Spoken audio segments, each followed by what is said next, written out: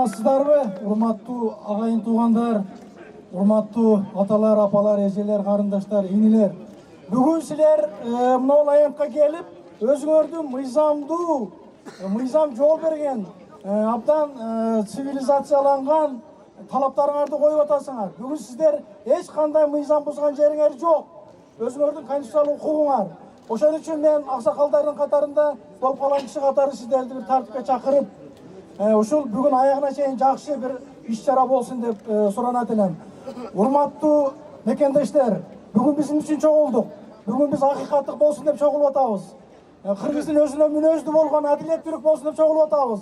Мына бүгүнкү биздин үч уулубуз Өмүрбек Текебаев, Садыр Жапаров, Дүйшөн Чотоновдор ошол кылымдардан бери туу тутуп келген адилеттүү элдин ичинде адилетсиз мамилеге ушундай дуушар болушуп, кириптер болушуп, мынакей бир жылдан ашуун отурушат.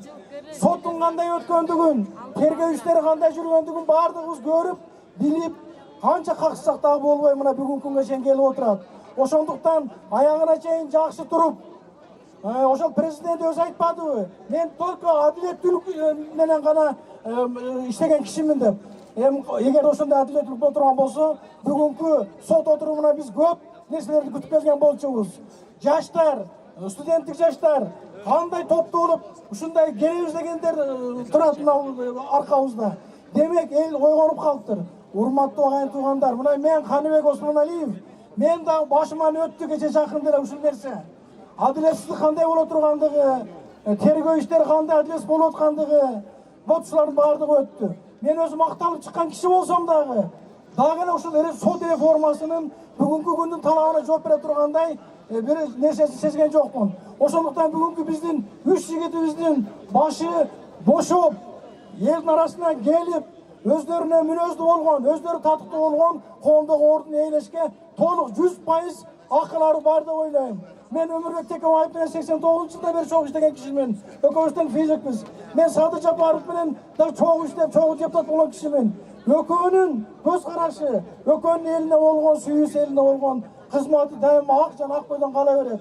Дүйшөн Чотонов менин иним болот. Жаш кезинен, студент кезинен бери билем. Мынакей ушулар эч кандай айыпсыз отурушат. Ошондуктан баардыгыбыз кат отуруп, аягына чейин соттун адилеттүү чечимин талап кылышыбыз керек. Соттун адилеттүү өкүмүн сөзсүз угушубуз керек. Ошондуктан мен дагы баарыңыздарга кошулуп, ушул чоң, ушул бир үйүндү өзүмө чыгаргым келет. Текебаевка боштондук. Садыр Жапаровка боштондук. Дүйшөн Чотоновка боштондук. Өмүрлөрү узун болсун, элдерине кызмат кылсын. Рахмат барыңыздарга.